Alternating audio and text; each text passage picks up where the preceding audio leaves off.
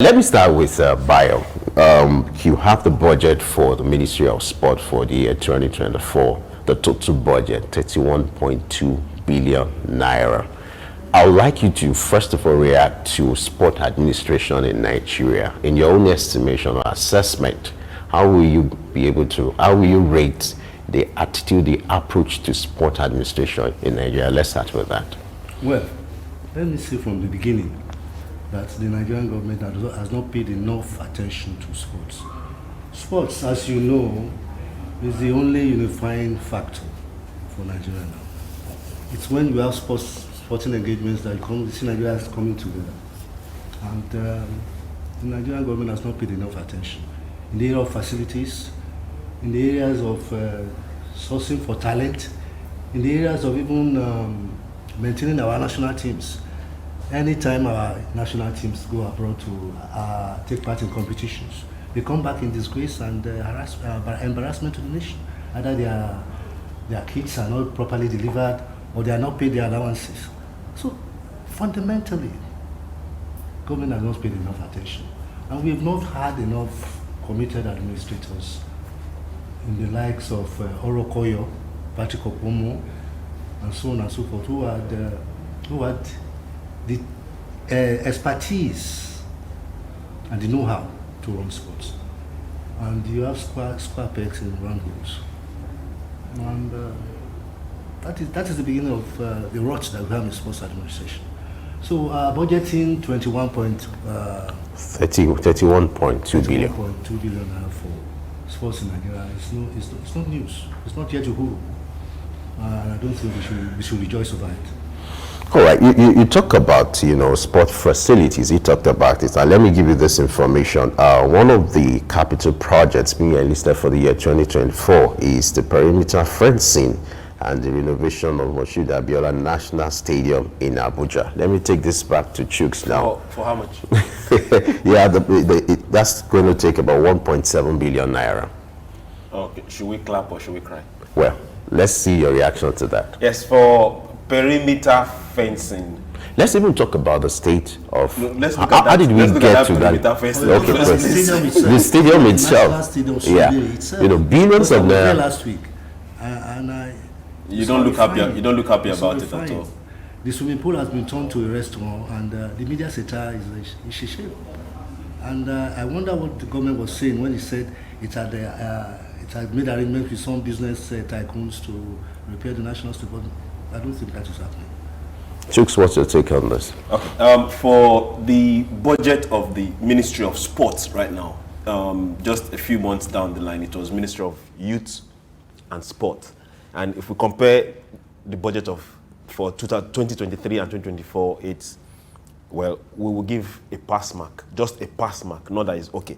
Now, for 2023, they had a budget of 193 billion for both youth and sport. Now the two ministries. Yes. Now the sad thing in that budget was 164 billion went to paying salaries out of 193 billion. Then they had an overhead of 22 billion, which means the budget was just to, hey guys, are you still here? I think. So the capital project they had was 6 point something billion for two major ministries. So you now ask, okay, who got what? How did? We're not talking about implementation, but now we have a new administration that have separated it. Okay, you used to go your way, do your development, sports. Let's see what you can do. Now they've given us a budget of 30 something. Now the capital projects we are looking at, I think they have 5 major capital projects.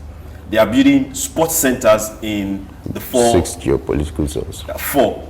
That's north, east, south, west. Then the one I don't understand is the perimeter fencing of the stadium. Now, let's draw some comparison.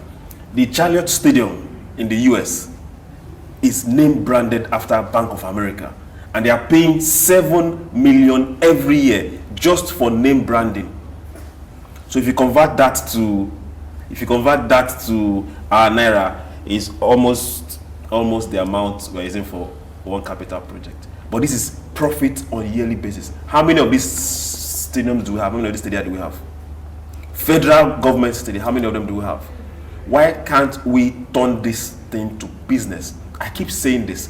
Government is, yes, they are good administrators, yes, good ideas, yes, but when it comes to running business, government has no, that is my take though, government has no business running business. Sports is business. I think it's an overkill. When you say you want to establish centers, sports centers in the regions, we have about 17 stadia, about 17.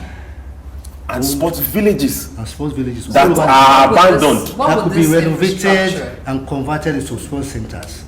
So establishing another brand of sports centers doesn't gel with me.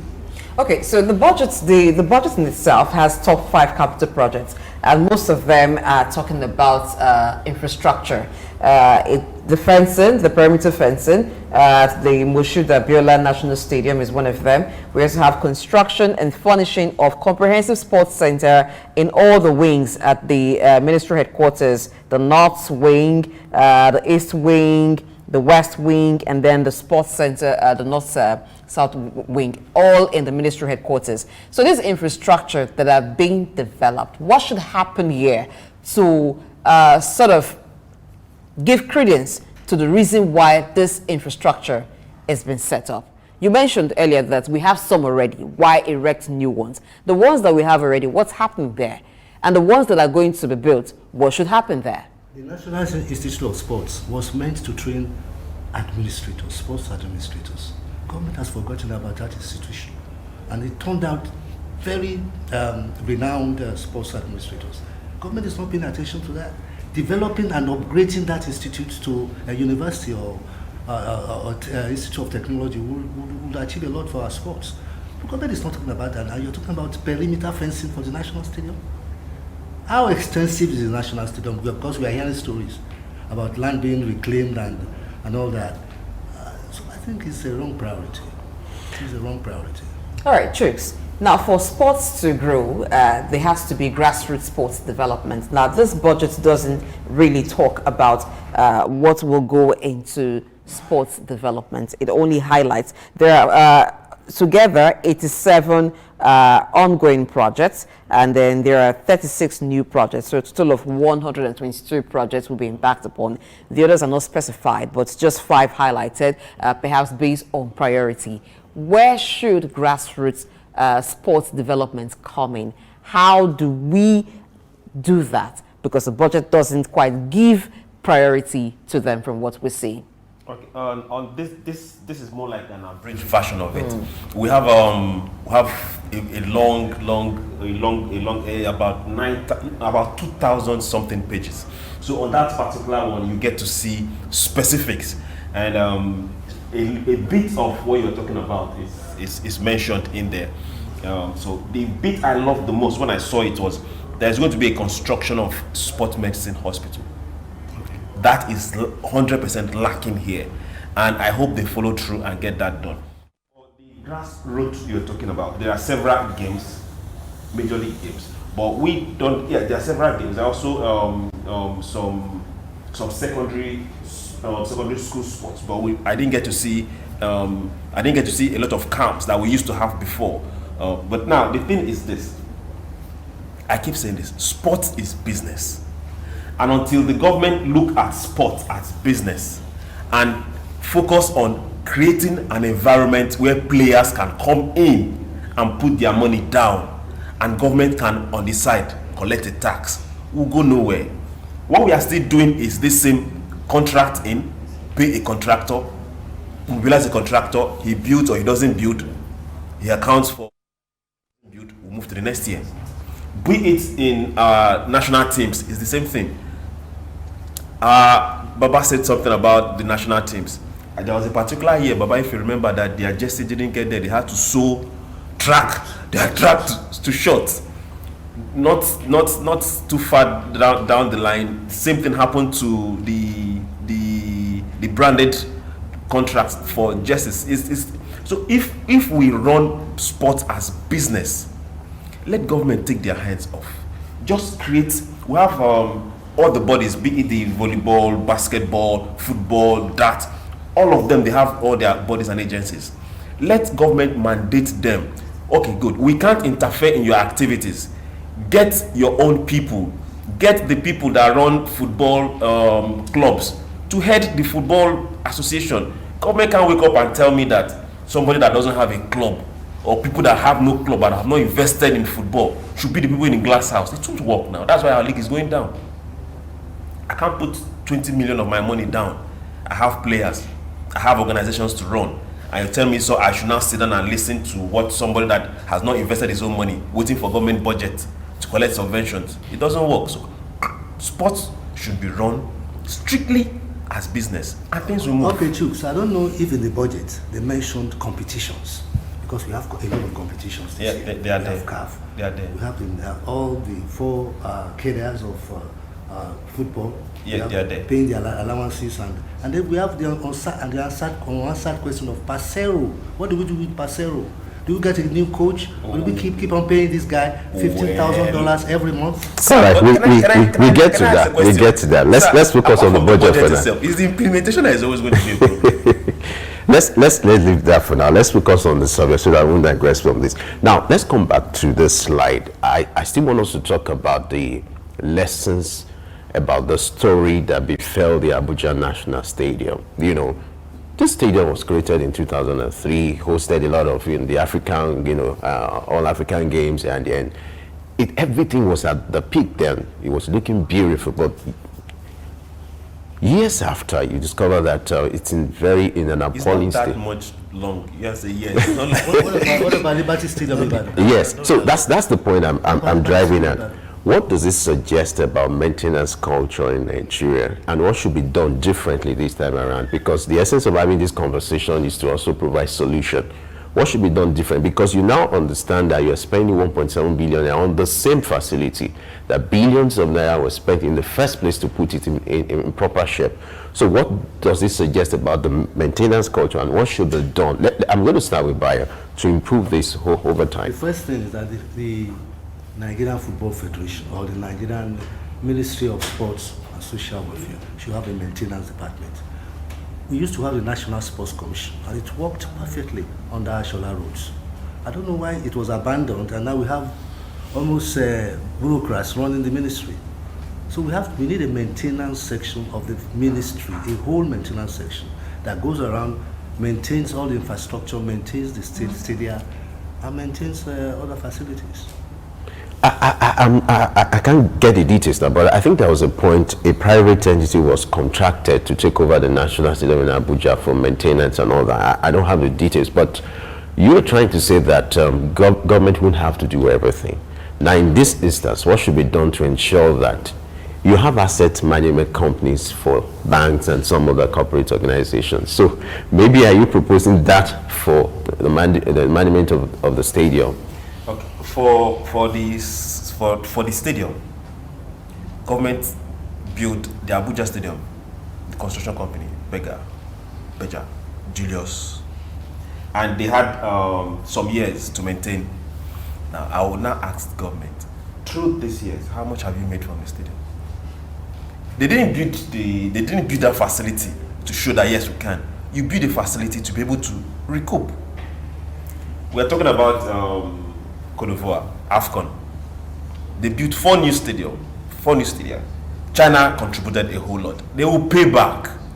I don't know if you understand. So right now they've spent both the stadiums, roads, hotels. They built a whole lot of facilities. They've spent over $1 billion, and they are looking to make the money back. So now, what can government do for these particular facilities? It's not a museum. I don't know if you understand. It's not something that you are holding out. It's not a shrine. Government can construct and drop. Okay, who can manage this place? In so number of years, we want this money back if you're managing this place. Okay, if you can't give us this, pay us this tax every month. I keep saying this. Why should we name this stadium after human beings? Right, that's a conversation for another day. No, these are money spinners. I don't know if you understand. If you want to immortalize somebody, go to a school where that name will resonate and make the young ones want to be like. But for stadiums, open them up. I would prefer concessioning. let the highest bidder take the national stadium and repair it and use it for whatever. Liberty Stadium, whoever wants to buy Liberty Stadium, either a club side or whatever, you buy it, pay government, and let government get all the facilities. I would prefer concession because that is when ownership of course can really take effect. Sure. And that's where you can involve club owners in running football in Nigeria. Okay, talking about football, the priority is still, when you talk about sports in Nigeria, is still much about football. But the ministry is called Ministry of Sports Development for a reason. Now, the budget, what area were you hoping that it will look at in terms of developing other sports and not just football? And even at football, it's only when we have competitions that we talk about football. If it's not African Nations Cup, if it's not the World Cup, or even the Olympics, we don't think about the sports. How are we going to change this narrative? Even with the budget that we see, more of it is for infrastructure. So the leftover, or whatever is being given to this part, how do we translate it to development for other sports, not just football, and move away from seasonal sports to sports all year round? Okay, blessing. Basketball. We are doing very well in basketball. But there's politics in basketball now that you have two groups of associations for basketball. Two federations. That is shameful. Volleyball, yes, we are doing well. Cricket, we are doing well. Boxing, yeah, maybe. What else? Athletics, we are doing well in athletics. Government should encourage our budding talents in the US and everywhere. Pay them allowances and encouragement to compete. That is what government should do. Supervise these ministries because they make a lot of money through their own sponsorships. I know basketball, they are making money there, millions of dollars. But in other associations, government should supervise and see that things are going on. Swimming, we used to have good swimmers in those days, but the grassroots development is not as effective as it used to be. So government needs to do more in encouraging associations to be up and doing. Let's look at the issue of sport development, which is very crucial. What other areas do you think the federal government can focus, not just the federal government, even state now, to ensure that sports, not just football, the most popular is football, and that's why everybody, when it talks about grassroots sport development, everybody focuses on, football. What are the things state governments, local government, because this has to be localized as well to ensure that it gets to where the grassroots, which is the base for the grassroots sport development. What should be done differently? I like using the word differently because over the years you've had ideas coming up on board, different administrations saying, okay, we're making this budget and we're projecting we're going to have this and that. But what should be done differently at the grassroots level to ensure that you have proper sport development? Okay, let me take that for me. When we were young, we used to go to the Unicon Stadium to watch Principal's Cup. I don't know what is happening to that competition. That is the kind of grassroots that government should do. Secondary school, we used to have youth sports federation. It's not there anymore. Government should resuscitate it and make them go to the grassroots, go to these institutions, go to the schools and get these talents. The government has to do more in encouraging grassroots sports. Government has to do a lot. Chooks, what's your take? When people see opportunity and see it as an opportunity, then they take it. Now, it doesn't matter how good you are, if the opportunity is not there, you languish where you are. That is the major bane of this grassroots sourcing. Now, we have a problem where we have sport administrators sitting in the office. Unlike before, they were on the streets, they were on ground.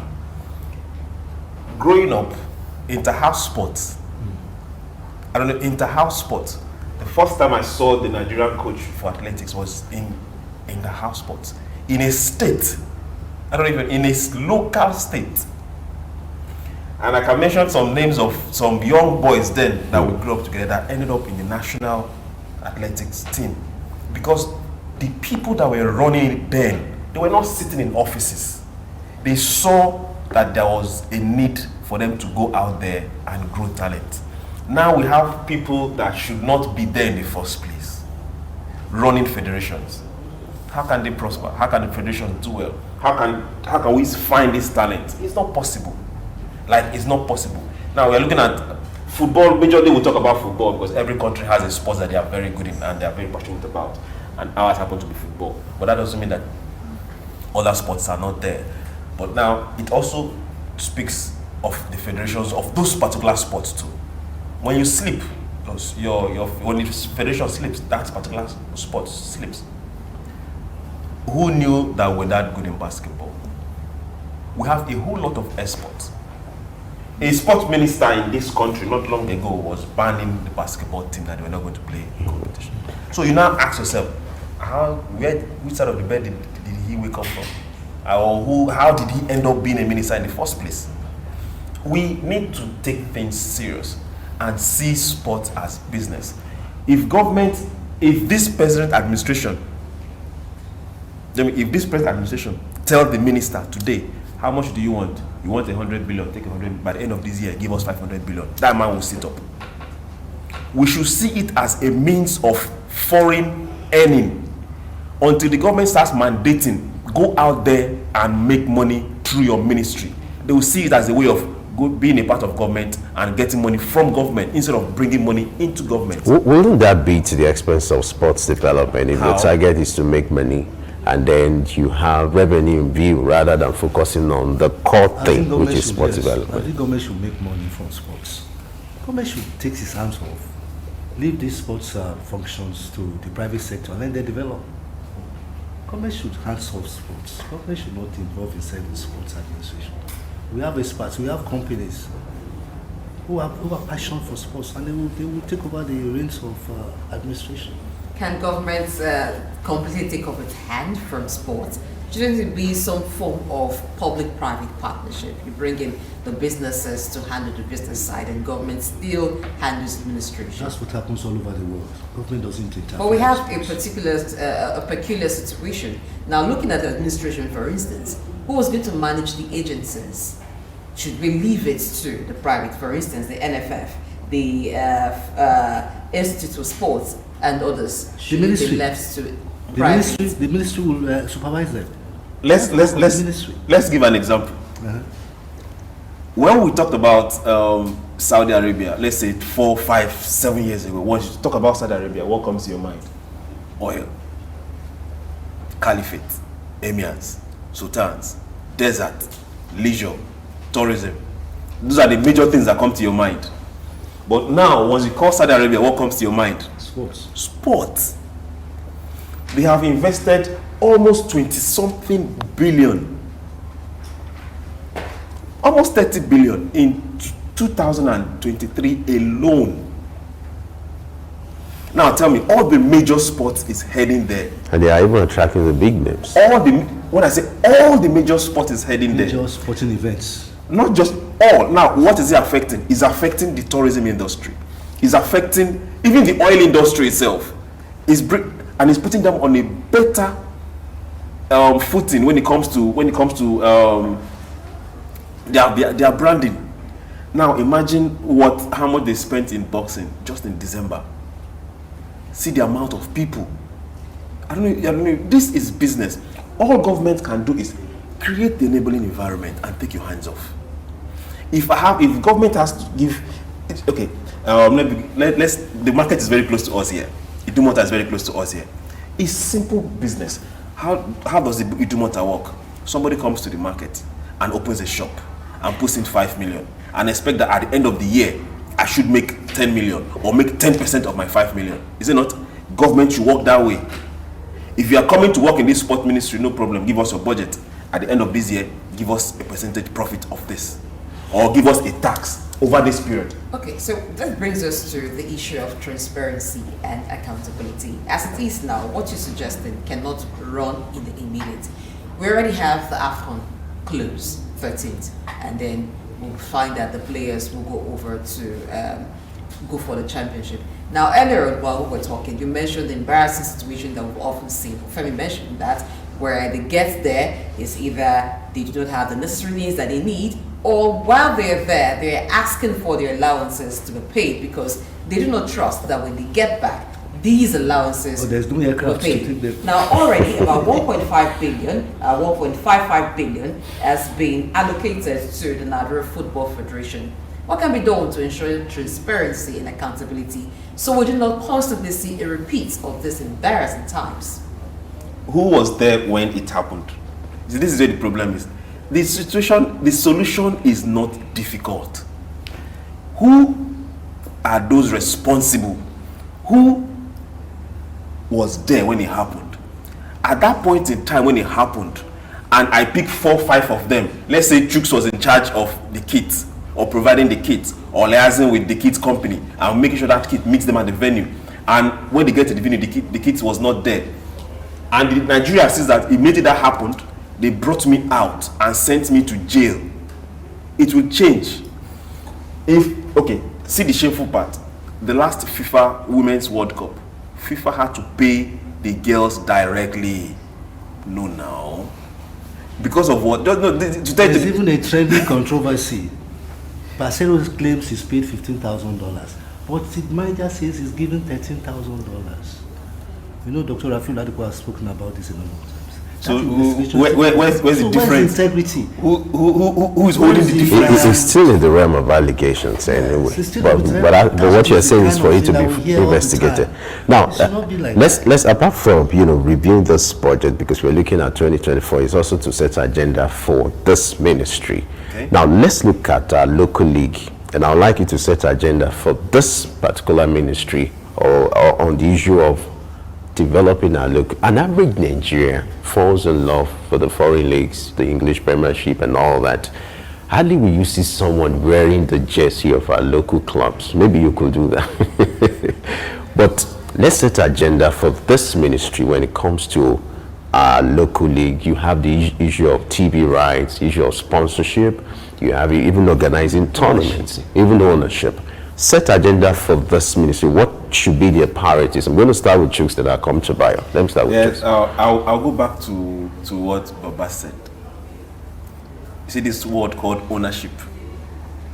Femi, you can't see your car that you parked outside. You can't see someone just walk past it and let's say the person spills water on it without raising an eyebrow. I don't know if you understand. Mm-hmm. You can't see somebody kick your car without raising an eyebrow. It's not possible. That's where ownership comes in. Now, 98% of our local league is owned by states. And even funded by state government. And being funded by state government. So somebody sits somewhere in the office and collects budget or subvention and say, okay, let's give them 2 billion. The boys are shouting and tell them to keep quiet. They didn't win anything. Okay, no problem. Why? Because it is not your money. It doesn't affect you in any way. I don't know if you get it. Now, sadly, that is true. But you also, Chooks, if you also know that most of our club sides, local club sides, don't have pitches, don't have good pitches. And we have, how many, about 17 or 18 stadia that we will have used for the World Cup some years ago, still lying fallow. So what I would suggest is that the government should attach each of these pitch to a club side. The state government, because those states, they are all in the should states. allocate each of these world standard stadia to one particular club. But your argument is the interference of politics when it comes to sport development. So if a club is being funded by the state government, how would you erase political interference in that instance? Femi, it's to be difficult. Femi, this is easy. This is very easy. The problem is that, do they want to do it? Now, I'll give you a typical example. Lagos State, there are about 11 million of us here in Lagos. 18 million of us here in Lagos State. More than that. 18 million of us here in Lagos State. Let me just imagine that number. 18 million. The population of Lagos State is way more than the population of some countries put together. Now there is a club here in Lagos State, Sporting Lagos. Femi, if 1 million of us stand up and go and register in Sporting Lagos, 1 million of us buy Sporting Lagos jersey, do you know how much we've added to that economy? I don't know if you understand. If 1 million of us decide that, okay, every month, 10% of us will go and watch Sporting Lagos. But you're aware that Nigerians Femi, will hold not on. just decide Femi, hold on. they're Femi, going hold to on. buy it until something is Femi, hold on. done Now, to ensure that. something has to happen. And that means that the managers and the owners of Sporting Lagos have to come out and give that club to the people. People wake up and say, I'm a lifetime supporter or fan of Man U or Arsenal. Yes. And you know the sad thing? A lot of them are here in Nigeria. Making money for this foreign All right, clubs. so as people become so proud of foreign clubs, how do we develop not just local clubs in Nigeria, but local sports that could have clubs? For instance, basketball clubs locally, we could have them. We could have for other kinds of sport, volleyball, and have clubs and have people proud of them. Where do we begin to, with the mindset of development, begin to arrange infrastructure? If you look around Lagos, for instance, you'll find some sporting centers located in places that they don't look like they're needed there. They are not utilized there, and they become houses for hoodlums. How do we begin to address grassroots sports to the extent where it gets glory and people want to identify it? I still want to go back to the issue of National Sports Commission. When you want to supervise the associations, the National Sports Commission is in a position to overlook those associations because they know the nitty-gritty of what is going on there. The ministry people are civil servants and they are just there, they pass the buck, and they are not as passionate as small administrators. So I think we need to resuscitate the National Sports Commission. Let the National Assembly work on the bill and let's get it back so that sports can be properly monitored, it can be properly funded, and they can source funds from abroad through international associations. As it is now, civil servants cannot handle sports in Nigeria. Okay. Let me go back to the point you raised. I'll give an example of a school. There's a school, Futo to be precise. They have a vast land. And now some people within the community is coming to say this particular portion of the land belongs to us and they want to build. Now the students there are saying no. And graduates that have forgotten that they even went to Futo are here in Lagos threatening the community that if they try it. I don't know if you understand. Now what does that tell you? Ownership. There is a court somewhere in 1004. Mm-hmm. There's a court somewhere, a basketball court somewhere in 1004. They take care of that court. Even people that don't live within 1004 come there to play. And on their own, when they get there and something is wrong, they fix it. See, what does that tell you? Ownership. So if you can tell the people or make it open that this thing belongs to you, we are human beings. Change of orientation. Of course, yes, that orientation will be there too. This thing is our own. They will take care of it. But when you make it look like is Bajamila's what's it called, contract that he has put in Surulere, let Bajamila come and take care of it now. All right. I think the clubs too should be smart. They should not be mentally lazy. Exactly. They should do more marketing and more of public relations. Get people to know them, get sponsors around them, market what they are doing, market their jerseys, market their. I think that's the way to go.